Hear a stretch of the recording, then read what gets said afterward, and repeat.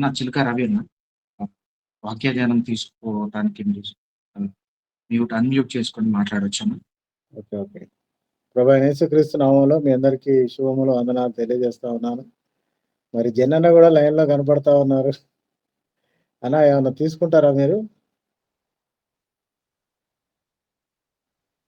జనన?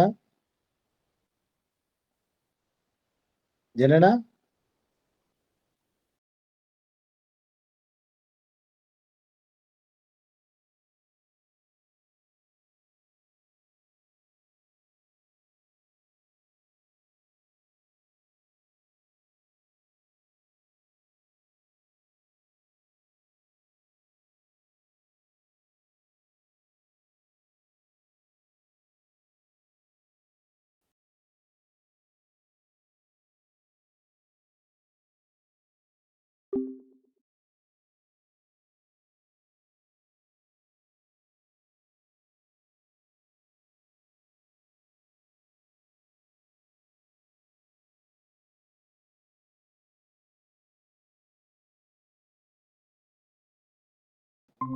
ఈ నోట్స్ ఏదైతే మీరు ప్రిపేర్ చేసుకొని దగ్గర పెట్టుకుంటున్నారో, ఈ బుక్స్ చదివేటప్పుడు ఆ నోట్స్ మీరు చూసుకుంటూ, దాంట్లో ఉన్నటువంటి భాగాలు మీరు ఆలోచించి, లేకపోతే గమనించి ఫాలో అవుతా ఉంటే, అది మీకెంతగానో ఆశీర్వాదకరంగా ఉంటదని నేను భావిస్తా ఉన్నాను.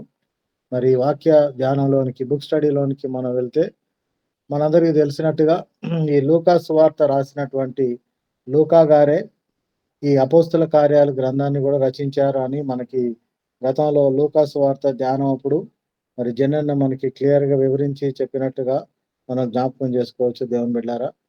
సో, ఈ లూకా సువార్త రాసినటువంటి మన లూకా వైద్యుడైనటువంటి లూకా గారే ఈ అపోస్తల కార్యాల గ్రంథాన్ని కూడా రచించినటువంటి రచయిత అనే విషయాన్ని మరొకసారి నేను మీకు జ్ఞాపకం చేయటం జరుగుతా ఉంది. అంత మాత్రమే కాకుండా మరి ఈ గ్రంథం దాదాపు 60వ దశాబ్దంలో అంటే క్రీస్తు శకము 60 ఆ టైంలో రాయబడినటువంటిదిగా చరిత్రకారులు చెప్పటం జరుగుతా ఉంది. ఆ తర్వాత ఈ పుస్తకంలో 28 అధ్యాయాలు ఉన్నాయి మనందరికీ తెలుసు. ఈ 28 అధ్యాయాల్లో 1007 వచనాలు కూడా ఉన్నాయి దేవుని బిడ్డలారా. సో, 28 అధ్యాయాలతో 1007 వచనాలతో ఈ అపోస్తల కార్యంలో గ్రంథం ఉన్నట్టుగా మనం చదువుతా ఉంటాం.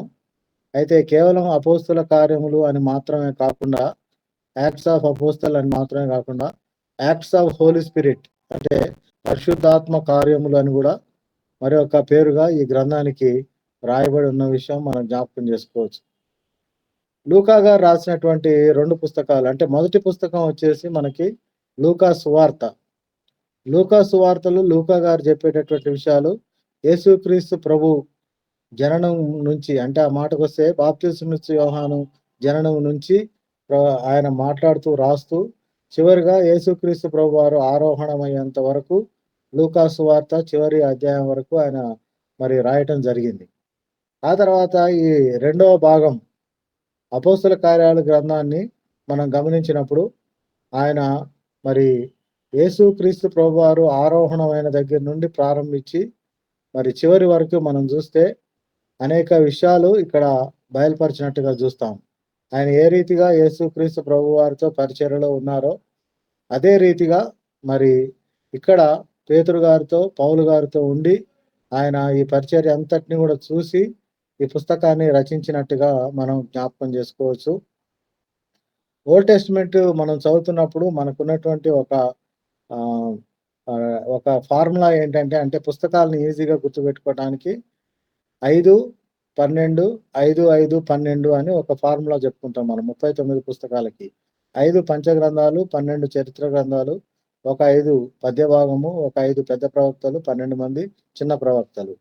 అదే రీతిగా న్యూ టెస్ట్మెంట్‌లోకి వచ్చినప్పుడు మనం చూసేటటువంటిది ఏమిటనంటే ముందు ఒక 5 పుస్తకాలు అంటే 4 సువార్తలు, 1 అపోస్తల కార్యాలు 5 పుస్తకాలు, ఆ తర్వాత 21 పత్రికలు 21 పత్రికలు అన్నట్టు. ఆ తర్వాత చివరిగా ప్రకటన గ్రంథం అనేది ఒక ప్రవచన గ్రంథం అనే విషయాన్ని ఇక్కడ మనం జ్ఞాపకం చేసుకొని 27 పుస్తకాలుగా ఇక్కడ విభజించుకుంటాం.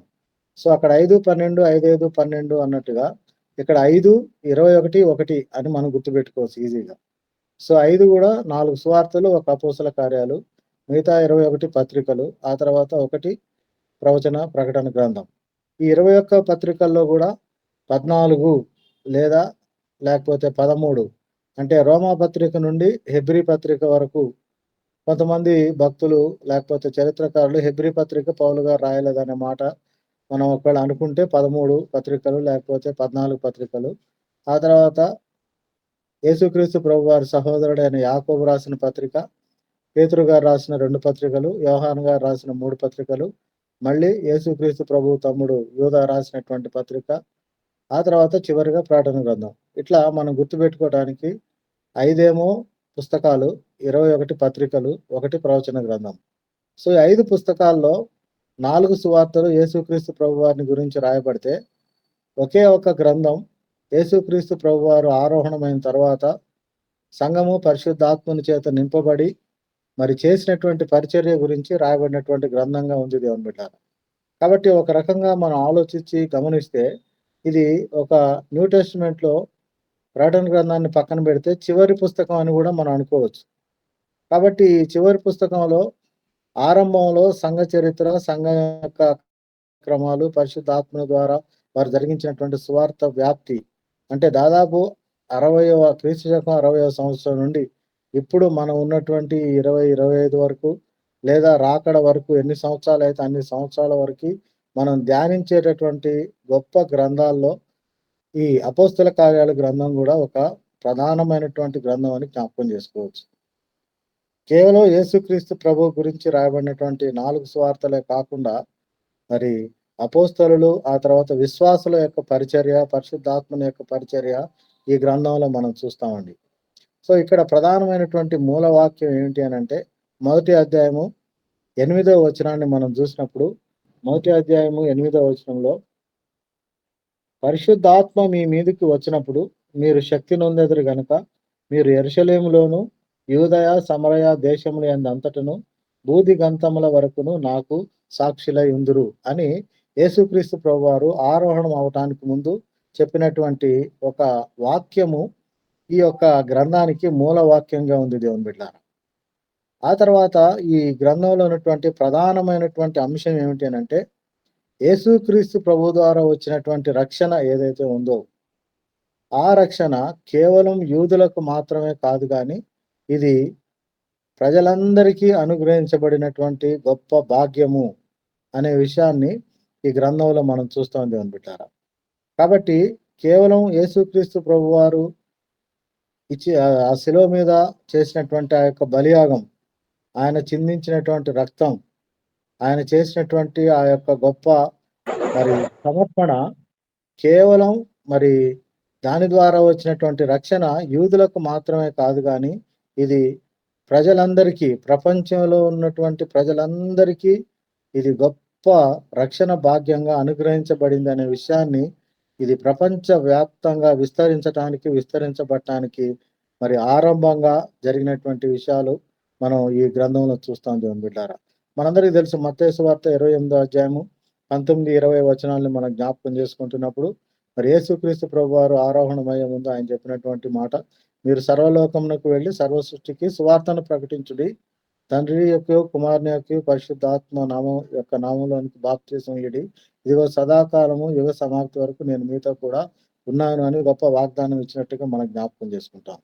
సో, ఆ గొప్ప వాగ్దానం ఈవెన్ మార్కులో గాని, లూకాలో గాని, యోహాను సువార్తల్లో గాని ముగింపులో చెప్పేటటువంటి ఆ యొక్క మాటలు ఇక్కడ ప్రారంభంగా మొదలయ్యి అవి చివరి వరకు కొనసాగుతూ ఆ మాటకొస్తే నేటి వరకి గూడా అన్ని రకాలైనటువంటి ప్రజా గుంపులకి దేవుని యొక్క రక్షణ అందించబడటానికి మూలమైనటువంటి పుస్తకంగా ఈ పుస్తకం ఉంది దేవుని బిడ్డారా.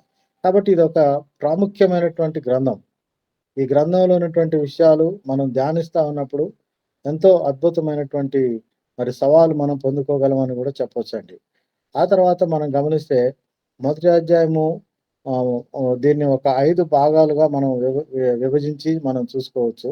మొట్టమొదటి భాగంలో మనం చూసేది ఆ మొదటి అధ్యాయాన్ని మనం జ్ఞాపకం చేసుకుంటే, మొదటి అధ్యాయంలో మనం చూసేటటువంటి మొదటి మాట ఏమిటి అనంటే, రెండవ వచనంలో, మొదటి అధ్యాయం రెండవ వచనంలో ఆయన శ్రమ పడిన తర్వాత 40 దినముల వరకు వారికి కనబడుచు దేవుని రాజ్య విషయములను గూర్చి బోధించుచు అనేక ప్రమాణములను చూపి వారికి తన్ను తాను సజీవునిగా కనపరుచుకొనెను అనే మాట మనం జ్ఞాపకం చేసుకుంటా ఉంటాం.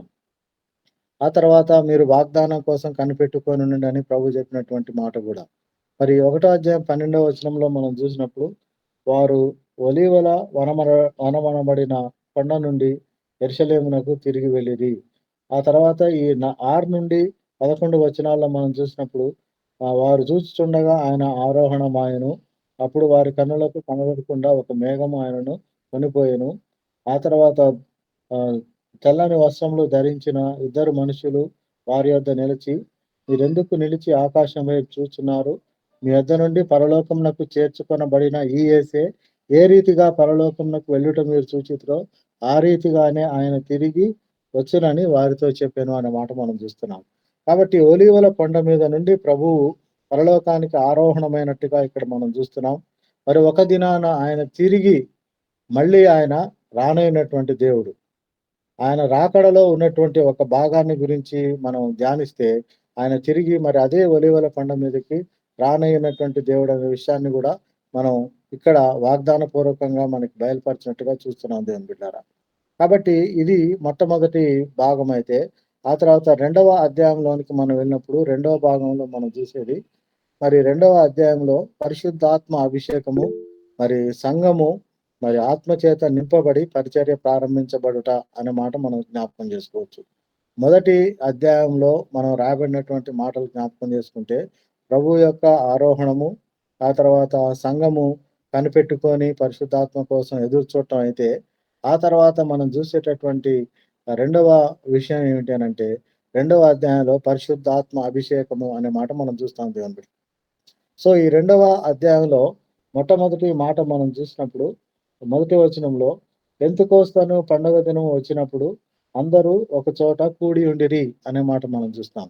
ఇప్పుడు నెక్స్ట్ వీక్ నుండి అంటే ఆల్‌మోస్ట్ ఈ బుధవారం నుండి మనం లెంట్ డేస్‌లోకి మనం అడుగు పెడతా ఉన్నాం. అంటే ఉపవాస దినాలు.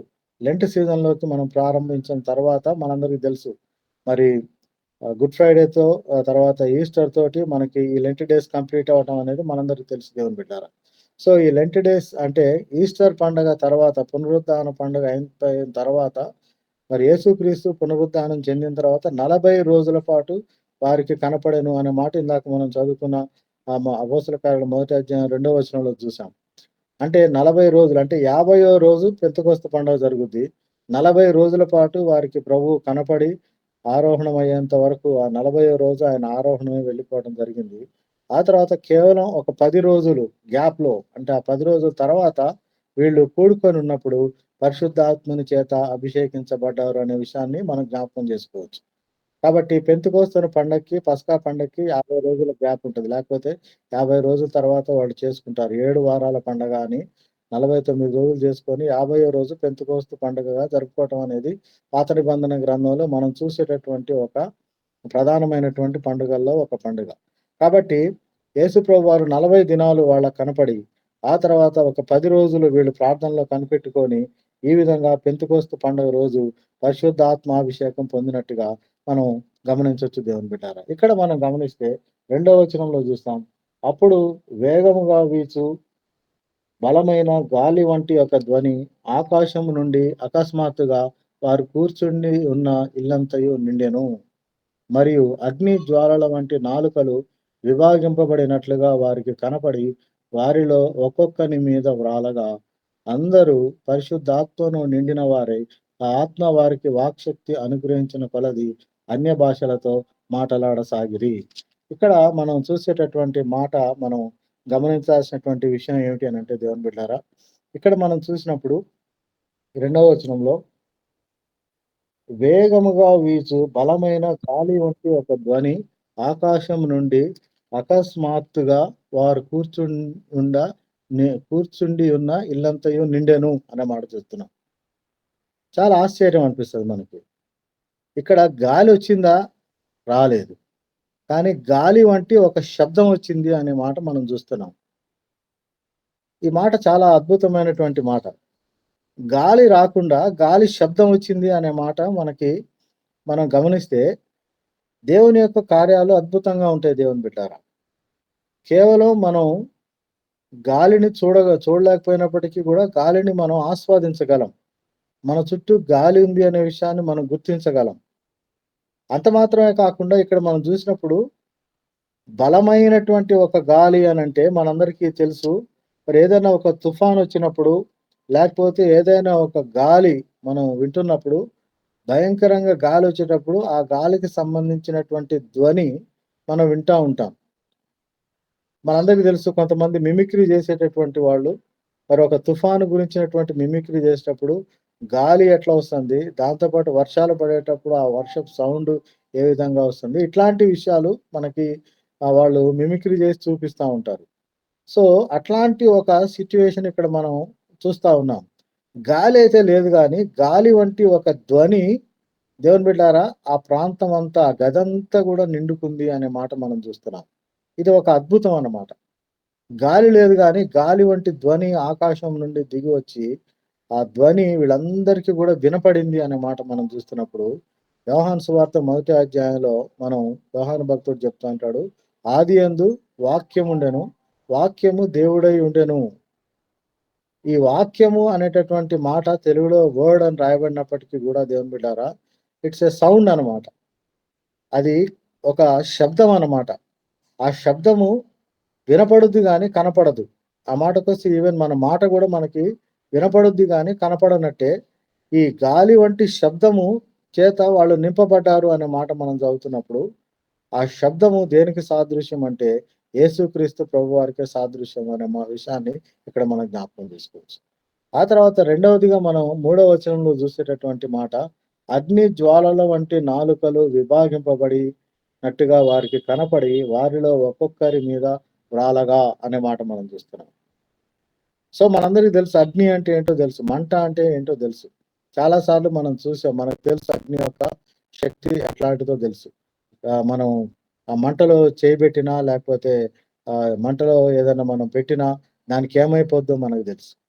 కానీ ఇక్కడ అగ్ని వంటిది కనపడింది గానీ, దాని శక్తి లేకపోతే ఆ అగ్ని ద్వారా జరిగేటటువంటి ఒక ఇంపాక్ట్ ఏదైతే ఉందో అదిక్కడ వీరికి కలగలేదు అనే విషయాన్ని ఇక్కడ మనం గమనించాలి దేవుని బిడ్డారా. అగ్ని లాంటి నాలుకలు విభాగింపబడి ఒక్కొక్కళ్ళ మీదకొచ్చినియి గానీ, ఆ అగ్ని అది కాల్చేటటువంటి అగ్ని కాదు. ఇక్కడ మనం ఒక సందర్భాన్ని జ్ఞాపకం చేసుకుంటే, మనం నిర్గమాకాండం 3 అధ్యాయంలో చూస్తాం. మనందరికి బాగా తెలిసినటువంటి ప్యాసేజ్.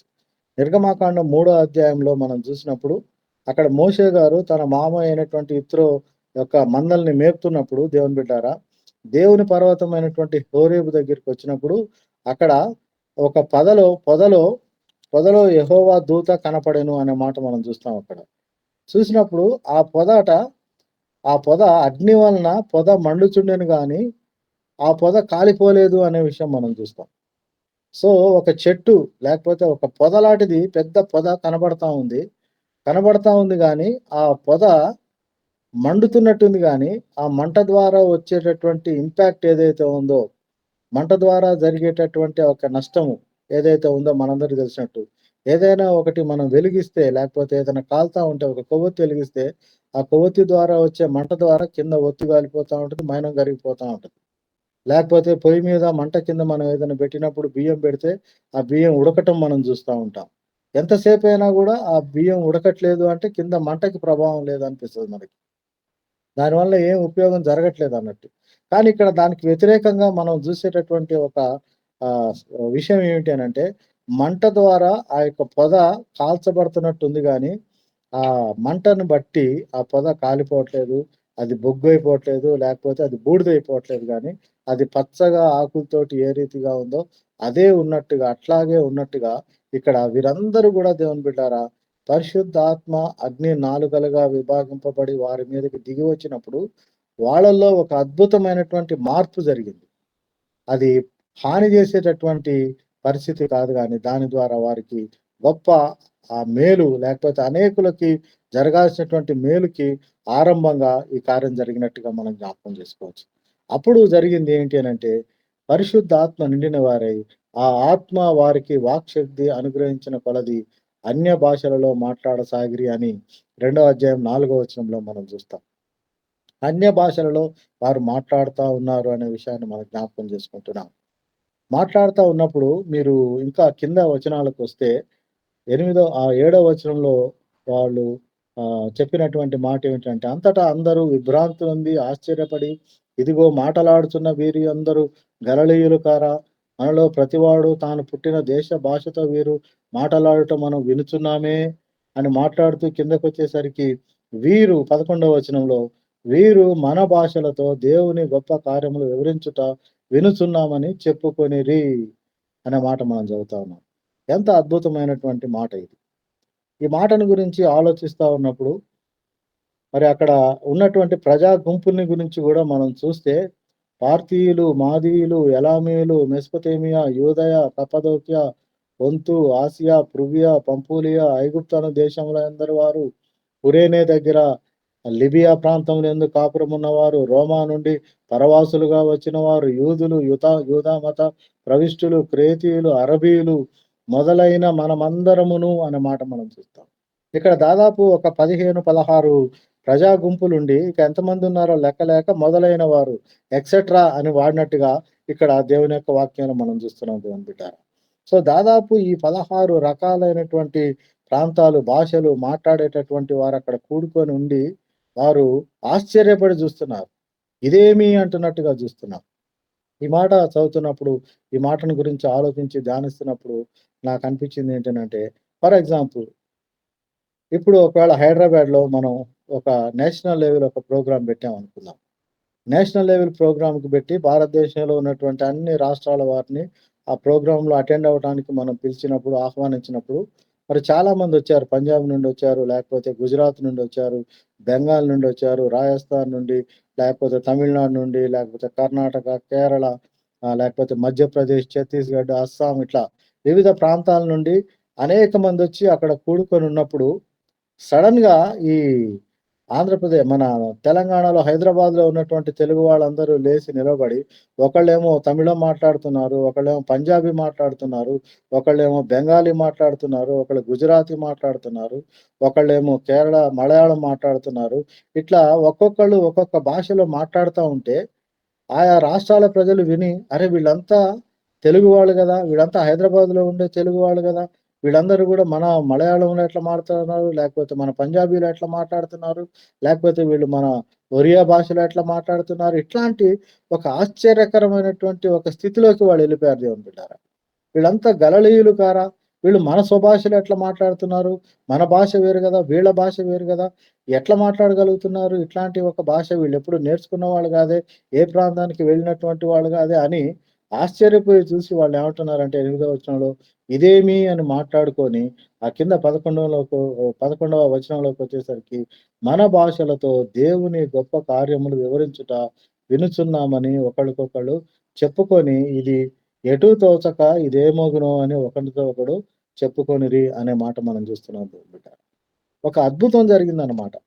వాళ్ళు కేవలం గలిలయులైనప్పటికీ, వాళ్ళు జ్ఞానం లేనటువంటి వాళ్ళు కావచ్చు, లేకపోతే విద్య లేనటువంటి వాళ్ళు గావచ్చు, వాళ్ళ దగ్గర ఆస్తిపాస్తులు, ధనవంతులు కాకపోయి ఉండొచ్చు గానీ, వాళ్ళు పరిశుద్ధాత్మ చేత నింపబడిన తర్వాత వాళ్ళు చేసేటటువంటి ఆ యొక్క అద్భుతమైన ఆ యొక్క పరిచర్య దేవుడిచ్చినటువంటి వాక్‌శక్తిని బట్టి, వాళ్ళు చేస్తున్నటువంటి పరిచర్యను బట్టి మనం గమనిస్తే, ఆ తర్వాత పేతురు గారు మాట్లాడినప్పుడు 3000 మంది మరి ప్రభువుని అంగీకరించి, వారి యొక్క జీవితాల్ని ప్రభువుకి సమర్పించుకొని, అప్పటికప్పుడు బాప్తిసం పొందినట్టుగా మొట్టమొదటి రక్షణ కార్యాన్ని మనం చూస్తాం దేవుని బిడ్డారా.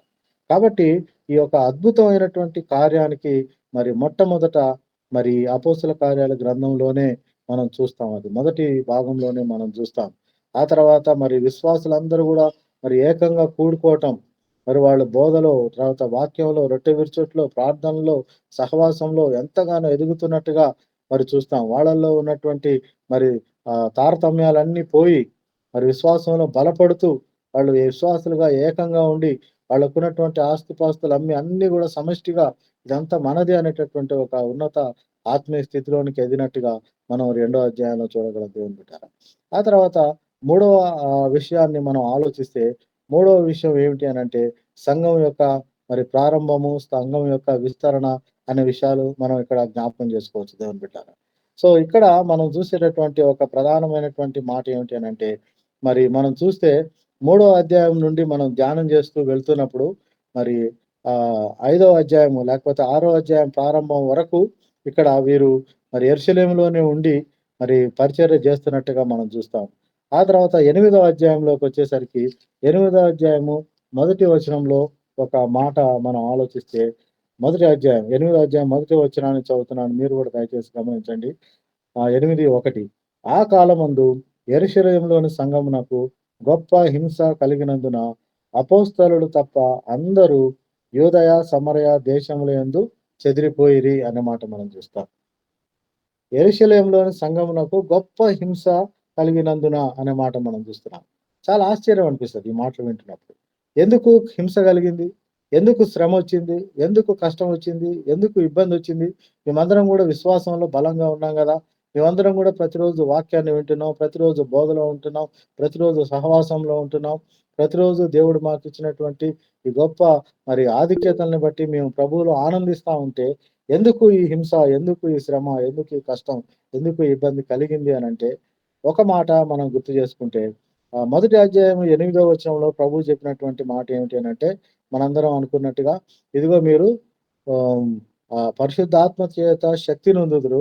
శక్తి నొందిన తర్వాత మీరు యెరూషలేము, యూదయ, సమరయ మరియు బూదిగంతముల వరకు నాకు సాక్షులై ఉందురు అని చెప్తే, ఇక్కడ 2వ అధ్యాయంలో వీడు పరిశుద్ధాత్మ చేత నింపబడిన తర్వాత వీళ్ళు 7వ అధ్యాయం వరకు అంటే 7వ అధ్యాయము 6, 7 అధ్యాయాల్లో మనం చూస్తే స్టెఫెను యొక్క బోధ, స్టెఫెను యొక్క మరణం చూస్తాం.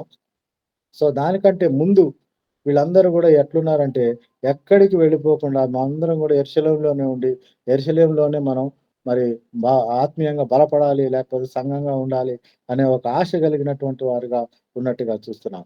అంటే దేవుని యొక్క ప్రణాళిక వీళ్ళు మరి సమరయ ప్రాంతానికి బూదిగంతాల వరకు వెళ్ళి, మరి వీరు నాకు సాక్షులుగా ఉండాలని ఆశపడితే, వీరు మాత్రం ఏమనుకున్నారంటే, మా మట్టుకు మేము యెరూషలేములో ఉంటే చాలు అనుకున్నారు. అందువలన దేవుని యొక్క ప్రణాళిక చొప్పున గొప్ప హింస కలిగినందున వాళ్ళేం చేశారట, యూదయ, సమరయ దేశములయందు చెదరిపోయిరి అనే మాట మనం చూస్తున్నాం. సో, చెదరిపోయినటువంటి స్థితి లేకపోతే అక్కడి నుండి వెళ్ళిపోయినటువంటి ఒక స్థితిని మనం జ్ఞాపకం చేసుకుంటే, మనం ఆదికాండంలో గూడా దేవుని బిడ్డలారా జలప్రళయం అయిపోయిన తర్వాత 6, 7, 8 అధ్యాయాల్లో జలప్రళయం అంతా అయిపోయి జనాలు విస్తరించిన తర్వాత 11 అధ్యాయంలోకొచ్చేసరికి 11 అధ్యాయంలో వాళ్ళు చేసేటటువంటి పని ఏమిటి అనంటే 11 అధ్యాయాన్ని మనం గమనిస్తే ఆదికాండం 11 అధ్యాయము మొట్టమొదటి వచనంలో భూమి యందంతటా ఒక్క భాషయు, ఒక్క పలుకును ఉండెను. వాళ్ళేమనుకున్నారట 4వ వచనంలో చూసినప్పుడు, మనము భూమి యందంతటా చెదరిపోకుండా ఒక పట్టణమును, ఆకాశమునంటు శిఖరము గల ఒక గోపురమును కట్టుకొని, మరి ఇక్కడే జీవించుదాం అనేటటువంటి ఒక ఆశ కలిగినటువంటి వాళ్ళుగా ఉన్నట్టుగా ఇక్కడ మనం చూస్తాం. సో, దేవుని యొక్క ఉద్దేశ్యం ఏమిటనంటే ఆదికాండం మొదటి అధ్యాయము మరి మనం జ్ఞాపకం చేసుకుంటే మొదటి అధ్యాయంలో ప్రభువారు మాట్లాడుతూ వాళ్ళని ఆశీర్వదించి వాళ్ళని ఆహ్, వ మనం జ్ఞాపకం చేసుకుంటున్నప్పుడు ప్రభు చెప్పినటువంటి మాట మీరు మీరు ఫలించి అభివృద్ధి పొంది మరి భూమి యందంతటా నింపుడి అని దేవుడు గొప్ప మరి ఆశీర్వాదాన్ని మన మానవులందరిని సృష్టించినప్పుడు ఆయన ఏర్పాటు చేయటం జరిగింది. కానీ వీళ్ళు తప్పు చేసినప్పుడు, వీళ్ళు పాపం చేసినప్పుడు మరి 6వ అధ్యాయంలో మనం చూసినప్పుడు వాళ్ళందరిని కూడా మరి నాశనం చేసిన తర్వాత ఉన్నటువంటి ఆ 8 మంది ద్వారా నోవహు కుటుంబం, నోవహు భార్య, ఆ తర్వాత అతని ముగ్గురు కొడుకులు, కుమార్తెల ద్వారా దేశాన్ని దేవుడు విస్తరింపజేస్తా ఉన్నప్పుడు వీళ్ళు 11వ అధ్యాయంలోకొచ్చేసరికి జరిగింది ఏంటి అనంటే 11వ అధ్యాయంలో వీళ్ళు ఏమనుకున్నారంటే మనం ఎటూ చెదిరిపోకుండా ఒకవేళ భూమి మరి ఒకవేళ ఇదే విధంగా మళ్ళీ వరదలొచ్చినప్పటికీ కూడా మనకేం ఇబ్బంది లేకుండా ఆకాశాన్నంటే శిఖరం గల ఒక గోపురాన్ని కట్టుకొని మనం ఇక్కడే ఉందాం. మనకేదైనా కష్టం వచ్చినప్పుడు ఆ గోపురం ఎక్కి మనల్ని మనం కాపాడుకుంటూ ఒకే దగ్గర ఉందాం అనుకున్నప్పుడు దేవుడు అక్కడ మరి వాళ్ళ భాషలు తారుమారు జేసి వాళ్ళనక్కడి నుండి చెదరగొట్టి ఆ గోపురానికి బాబేలు గోపురము, బాబేలు తారుమారు అని పేరు పెట్టినట్టుగా ఇక్కడ గూడా దేవుని బిడ్డలారా దేవుని యొక్క సంఘము ఆత్మచేత నింపబడిన తర్వాత వాళ్ళందరూ కేవలం యెరూషలేములోనే ఉండి మరి యెరూషలేములోనే ఆత్మీయంగా బలపడతా ఉంటే మరి సువార్త వ్యాప్తి చెందాల్సినటువంటి అవసరత ఉంది గాబట్టి ఇక్కడ గూడా ప్రభువు మరి భాషల వర్షాన్ని కురిపించి పరిశుద్ధాత్మ ద్వారా మరి భాషలలో వాళ్ళకి మాట్లాడే వాక్శక్తినిచ్చి మరి వారు మరి వాక్యాన్ని ప్రకటించటానికి శ్రమ, హింస కలిగినప్పుడు మరి ప్రాంతాలకి చెదిరిపోయినట్టుగా సమరయ, యోదయ దేశాలకి చెదిరిపోయినట్టుగా మనం చూడొచ్చు దేవుని బిడ్డారా. అక్కడి నుండి మనం చూసుకుంటూ వెళ్తే మరి 11వ అధ్యాయం వరకు అంటే 10వ అధ్యాయం చివరి వరకు పౌలు యొక్క మరి మారు మనసు గాని, లేకపోతే 10వ అధ్యాయంలో కొర్నేలి మరి శతాధిపతి అయినటువంటి కొర్నేలి ప్రభువుని అంగీకరించి ఆయన మరి గొప్ప మరి వ్యక్తిగా మార్చబడటానికి, లేకపోతే అన్యుల్లోకి సువార్త ప్రకటించబడి వారు కూడా బాప్తిసం పొంది మరి ఆత్మచేత నింపబడేటటువంటి అనుభవంలోనికి రావటానికి ఇవన్నీ గూడా మనం అక్కడ జ్ఞాపకం చేసుకోవచ్చు. ఆ తర్వాత మనం గమనించినప్పుడు దేవుని బిడ్డారా మరి నా ము ము 4వ భాగం ఏంటి అనంటే మిషనరీ ప్రయాణాల గురించి మనం చూస్తాం దేవుని బిడ్డారా.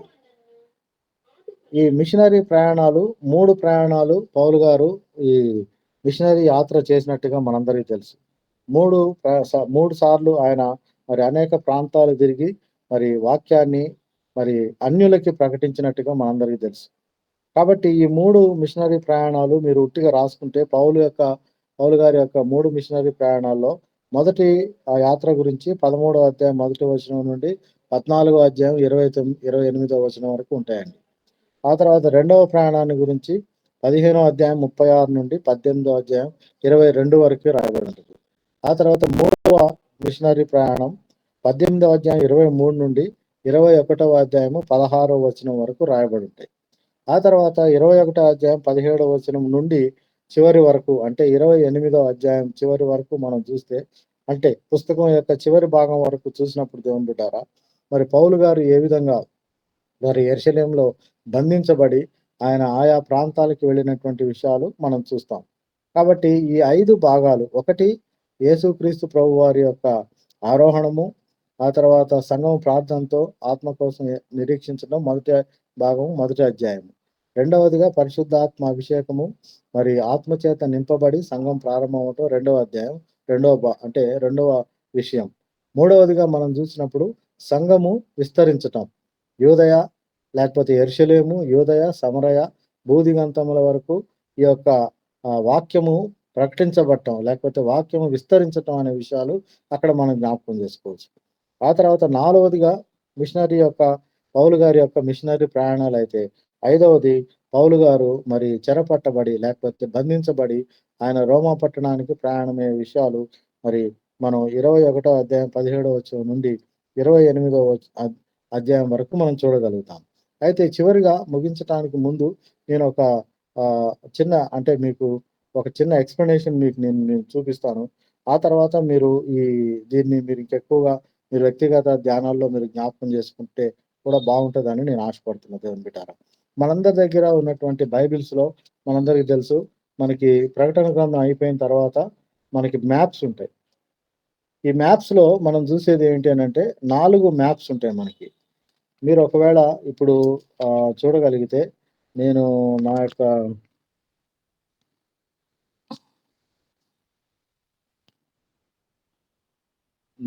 నా మొబైల్‌లో నేను మీకు చూపించాలని ఆశపడుతున్నా.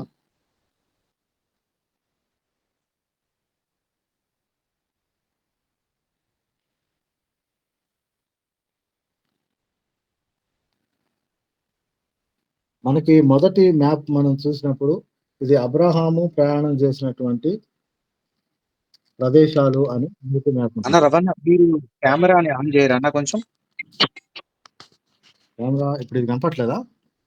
లేదన్నా కనపడట్లేదన్నా. మీరు కెమెరాని ఆఫ్ చేసుకున్నారన్నా?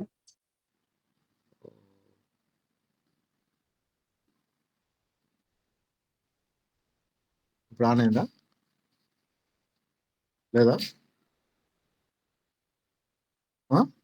లేదన్నా కనిపించట్లేదు. ఇది ఇటువైపు నేను పెడితే ఇది మ్యాప్ కనపట్లేదా? లేదన్నా అసలు మీరే కనిపించట్లేదు మామూలుగా వీడియో. ఇందాక నుంచి నేను చెప్పాను మధ్యలో కూడా మీకు. Ravi camera means video on చేయాలి. ఆ వీడియో ఆన్ చేసే ఉందన్న. మీకు మ్యాప్స్ కనబడుతున్నాయన్నా? లేదన్నా ఏం కనబడలేదు రవి. మరి ఏం చేయాలా దీనికి? కింద మీకు లైన్ లో వీడియో మీద అది ఆఫ్ లో ఉందన్న, దాన్ని ఆన్ చేస్తే సరిపోతుందన్న. నేను ఆన్ చేసే ఉంచా. లేదన్నా నా కనిపించట్లేదు. నా వరకే నాకు కనబడుతుంది. ఆ! అన్నా లేదన్నా కనిపించట్లేదన్నా. దీంట్లో షేర్ అని ఏమన్నా కొట్టాలా ఇందాక చెప్పినట్టు? లేదన్నా. Just video on and of అంతే అన్న. అయితే ఇప్పుడు సరే అన్న కంటిన్యూ చేసేయండి అన్న. ఒక నిమిషం.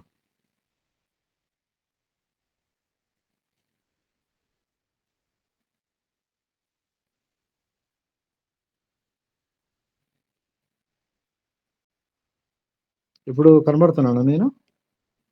లేదన్నా కనిపించట్లేదు.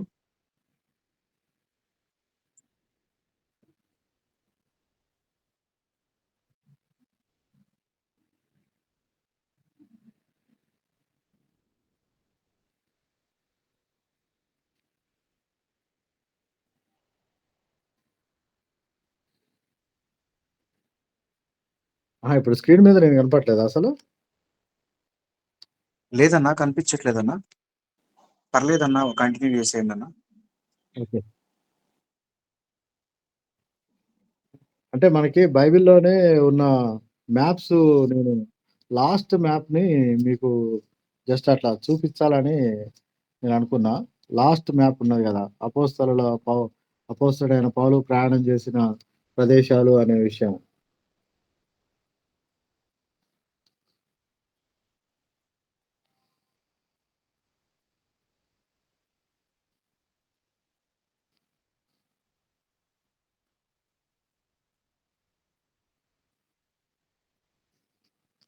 ఓకే.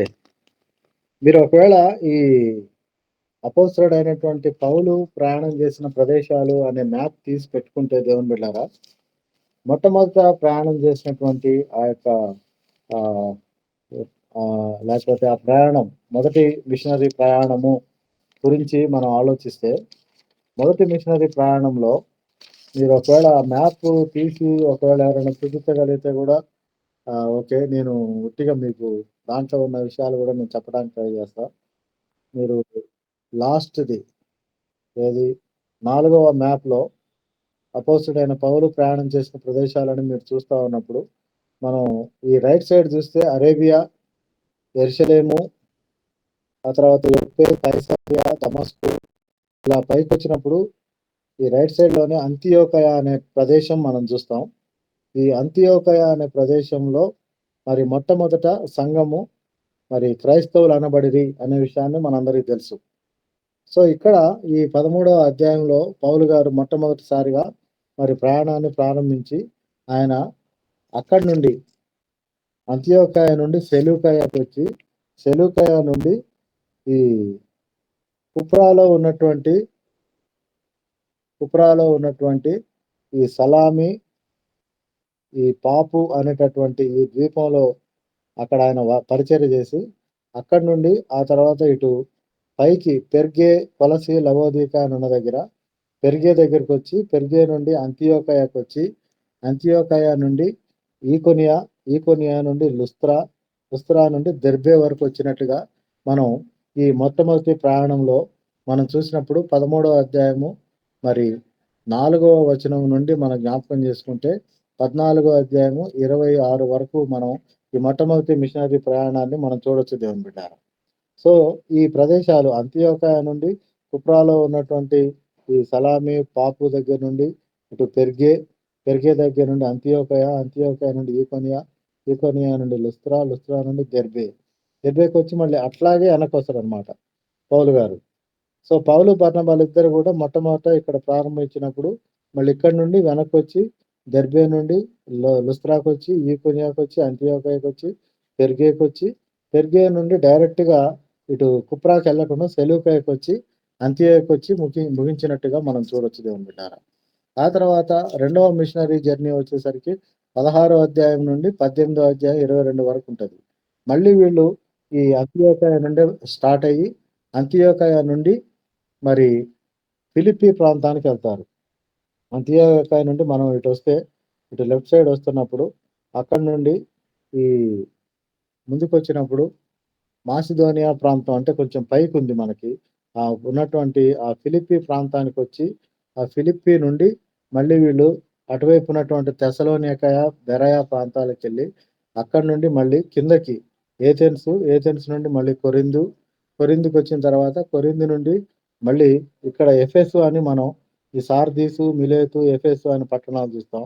సో అక్కడ ఎఫెస్కి వచ్చి ఎఫెస్ నుండి మళ్ళీ ఆయన మరి యెరూషలేంకి వచ్చి యెరూషలేం నుండి అంతియోకయకి వచ్చినట్టుగా, ఆ తర్వాత మూడో ప్రయాణంలోనేమో మళ్ళీ అంతియోకయ నుండి ఎఫెస్కి వెళ్ళి త్రోయాకి వెళ్ళి మళ్ళీ ఎఫెస్ నుండి మిలేతు, మళ్ళీ అక్కడి నుండి మళ్ళీ కుప్రా, తూరు ఈ ప్రాంతాలన్నీ కూడా తిరిగి కైసరయ వచ్చి యెరూషలేములో ఆయన్ని బంధించినట్టుగా మనం చూడొచ్చు దేవుని బిడ్డారా. ఆ తర్వాత మనం చూసినప్పుడు దాదాపు బంధించబడిన తర్వాత మరి పౌలు గారు అనేక పత్రికలు లిఖించటం అనేది జరిగింది. ఆ తర్వాత చివరికి వచ్చేసరికి అతడు మరి ఫెలిక్స్ దగ్గరికి, ఆ తర్వాత పార్కియా ఫేస్తు అనేటటువంటి మరి రోమాధిపతి దగ్గరికి, ఆ తర్వాత మళ్ళీ ఆయన అగ్రిప్పరాజు దగ్గర నుండి కైసరుకి అంటే రోమా ప్రభుత్వం అంటే రోమా ప్రాంతానికి ఆయన వెళ్ళినట్టుగా మనం చూడొచ్చు దేవుని బిడ్డారా. కాబట్టి ఇవన్నీ కూడా మనం ధ్యానిస్తూ ఉన్నప్పుడు ఈ అపోస్తుల కార్యాల గ్రంథంలో వాళ్ళు ఎన్ని రకాలైనటువంటి శ్రమలు, ఎన్ని రకాలైనటువంటి ఇబ్బందులు పడుతున్నారో మనం చూడొచ్చు. ఈ మ్యాప్ని చూస్తున్నప్పుడు ఈ మ్యాప్లో ఇదంతా ఉన్నదంతా కూడా మధ్యధరా సముద్రం. ఈ కేవలం ఈ డార్క్ బార్డర్ ఉన్నదంతా భూమి అయితే, ఈ మధ్యలో మనకి చూసేదంతా మరి మధ్యధరా సముద్రం. ఆ తర్వాత మధ్యలో ఉన్నటువంటి ఆ యొక్క కుప్రా దీవి ఒకటి, ఈ ఫినిక్స్ అనే దీవి, ఇట్లాంటివే దీవులు ఉన్నాయి తప్ప తర్వాత మెలితే ఇట్లాంటి దీవులు ఇటువైపు ఇదంతా కూడా సముద్రం అన్నమాట. సో ఈయన తిరిగే ప్రాంతాలన్నీ ఎక్కువగా మరి సముద్ర తీర ప్రాంతాలు ఉన్నట్టుగా కూడా మనం జ్ఞాపకం చేసుకోవచ్చు. సో పౌలు గారు ఇంత గొప్ప మరి ప్రయాణాలు చేస్తూ ఇన్ని గొప్ప శ్రమలు ఎదుర్కొంటూ అనేకమైనటువంటి విషయాల్లో ఆయన మరి శ్రమ అనుభవిస్తూ కూడా గొప్ప పరిచర్య చేసి మరి చివరికి హతసాక్షి అయినట్టుగా మనందరికీ చరిత్ర గ్రంథాలు మనకు కనపడతా ఉంటాయి. అయితే పౌలు గారు, పేతురు గారు ఇద్దరు కూడా ఒకేసారి మరి రోమా ప్రభుత్వం వారిని బంధించడం జరుగుతుంది దేవుని బిడ్డ. సో బంధించడం అయితే జరుగుద్ది, కానీ బంధించిన తర్వాత ఇద్దరిని ఒకేసారి మరి శిక్షించినటువంటి స్థితి మనం చూస్తాం. మరి రోమా పట్టణంలో పౌలు గారిని హౌస్ అరెస్ట్ చేశారు. అంటే కొంతకాలం జైల్లో ఉండిన తర్వాత ఆయన్ని ఒక ఇంట్లో ఆయన బందీగా ఉండటం, అంటే ఎటు వెళ్ళటానికి లేదు, కేవలం ఆ ఇంట్లోనే ఉండాలి. మరి జైలు లాంటి ఒక పరిస్థితి ఉండకపోయి ఉండొచ్చు, కానీ ఆయన అక్కడ మరి ఆ ప్రాంతంలో అక్కడుండి మరి పరిచర్య లేకపోతే మరి విశ్వాసుల్ని కలుసుకోవడానికి అవకాశం ఉంది. ఎవరైనా పోయి కలవచ్చు, ఎవరైనా పోయి ఆయనతో మాట్లాడవచ్చు, సమయాన్ని గడపవచ్చు, కానీ ఆయన మాత్రం ఎటు వెళ్ళటానికి వీలు లేకుండా ఆయన్ని మరి చంపాలి, లేకపోతే ఆయన్ని మరి చంపాలనేటటువంటి ఒక ఆజ్ఞ మరి కైసరు వలన జరిగినప్పుడు అంతవరకు ఆయన ఆ ప్రాంతంలో మరి ఎదురు చూస్తూ మరి తన యొక్క జీవితాన్ని ఆ చివరి అధ్యాయంలో మనం చూసేటటువంటి చివరి మాట ఏమిటి అంటే 28వ అధ్యాయం చివరి వచనంలో ఉండేటటువంటి చివరి అధ్యాయంలో ఉండేటటువంటి మాట మనం చూస్తే రాస్తూ 28వ అధ్యాయం 30-31 వచనాల్లో పౌలు 2 సంవత్సరములు పూర్తిగా తన అద్దె ఇంట కాపురం ఉండి తన యొద్దకు వచ్చే వారిని అందరినీ సన్మానించి ఏ ఆటంకమును లేక పూర్ణ ధైర్యంతో దేవుని రాజ్యమును గూర్చి ప్రకటించుచు ప్రభు అయిన యేసుక్రీస్తుని గూర్చిన సంగతులు బోధించుచూ ఉండెను అని చెప్పి మరి భక్తుడైనటువంటి లూకా గారు ఈ గ్రంథాన్ని ముగించినట్టుగా మనం చూస్తాం దేవుని బిడ్డారా. కాబట్టి ఎన్నో కష్టాలు, ఎన్నో శ్రమలు, ఎన్నో ఇబ్బందులు మరి ఎదుర్కొంటూ ఉన్నప్పటికీ కూడా ఆయన పరిచర్య కొనసాగించిన విషయాన్ని మనం జ్ఞాపకం చేసుకోవచ్చు. తర్వాత ఈ మిషనరీ ప్రయాణాల మధ్యలో 15వ అధ్యాయం కూడా ఒక ప్రత్యేకమైనటువంటి అధ్యాయం.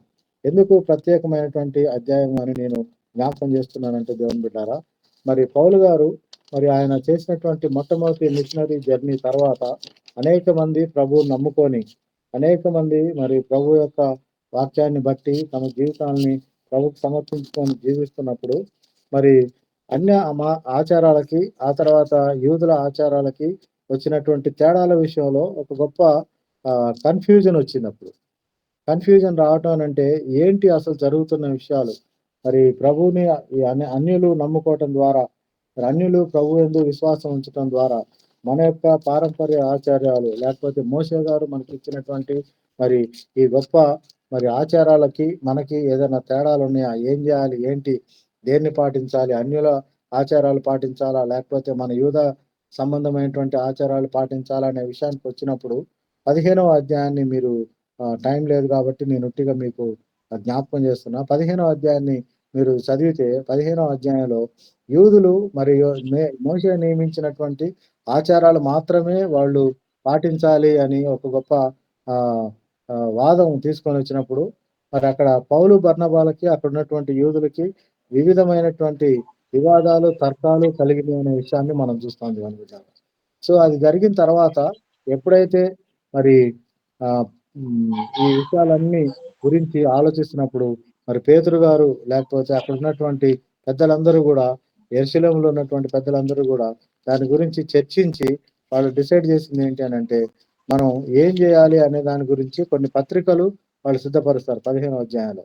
కొన్ని పత్రికలు సిద్ధపరిచి ఈ పత్రికల్లో మరి విగ్రహాలకి అర్పించిన వాటిని తినే విషయం గురించి, అంత మాత్రమే కాకుండా మరి ఆహ్, రక్తము లేకపోతే గొంతు పిసికి చంపిన దాని గురించి, జారత్వాన్ని గురించి ఇట్లా ఏయైతే మరి వాక్యానుసారమైనటువంటి కొన్ని స్టాండర్డ్స్ ఉన్నాయో అన్యులకి మనం అన్యులతో పాటు చేయకూడనటువంటి కార్యాలన్నీ, సున్నతిని గురించినటువంటి విషయాలు ఇవన్నీ గూడా వాళ్ళు పత్రికలు రాసి ఆ పత్రికలన్నిటిని గూడా మరి ప్రభువుని నమ్ముకున్నటువంటి ఆయా ప్రాంతాల వాళ్ళకి అంతియోకయ గాని, సిరియా గాని, కిలికియా గాని, అన్యజనుల్లో ఉన్నటువంటి వాళ్ళకి గాని అందరికీ వాటిని పంపి వాటన్నిటిని గూడా వాళ్ళు ఎప్పటికీ ఆచరించాలనే విషయాన్ని వాళ్ళక్కడ మరి బయలుపరిచినట్టుగా మనం చూడొచ్చు. కాబట్టి 15వ అధ్యాయం మిషనరీ ప్రయాణాలు అంటే మొదటి మిషనరీ ప్రయాణం తర్వాత మరి ఒక ప్రధానమైనటువంటి ఒక అధ్యాయం.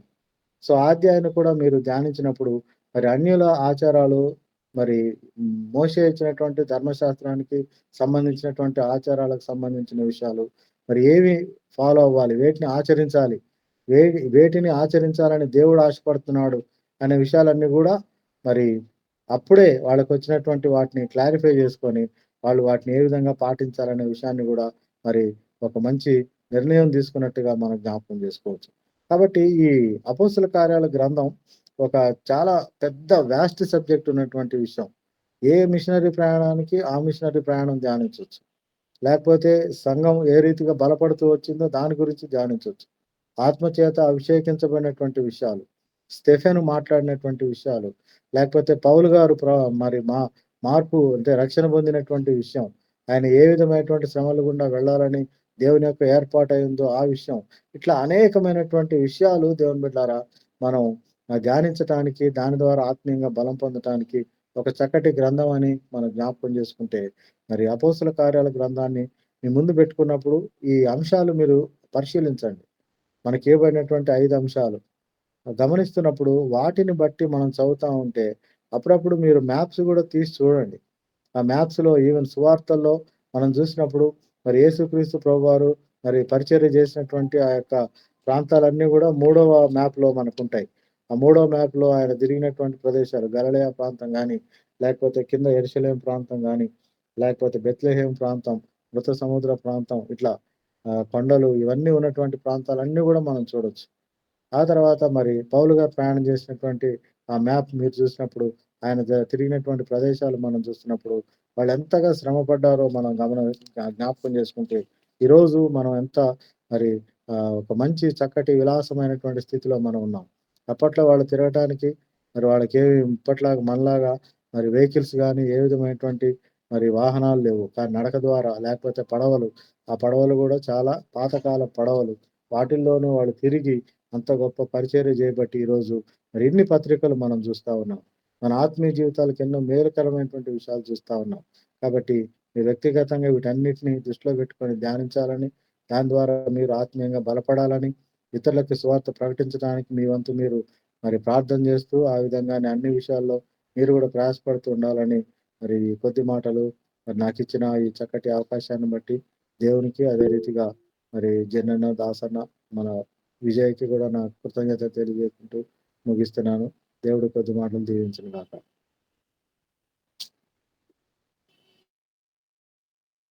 థ్యాంక్ యూ అన్న. ఎంతో చక్కని మాటల ద్వారా అపోస్తల కార్యంలో ఉన్నటువంటి ఎంతో విలువైన మాటలు మాతో పంచుకున్నందుకు మీకు దేవుని నామంలో వందనాలు చెల్లిస్తున్నాను. ఈ సమయంలో ఏమైనా మంచి విషయాలన్న ద్వారా దేవుడు మీతో మాట్లాడిన విషయాలని లేదా ఏదైనా ప్రశ్నలు మీకు ఏదన్నా ఉంటే అన్నని మీరు అడగొచ్చు. సమయం కొద్దిగా ఉంది కాబట్టి త్వరగా ఈ కార్యక్రమాన్ని ముగించుకుందాం.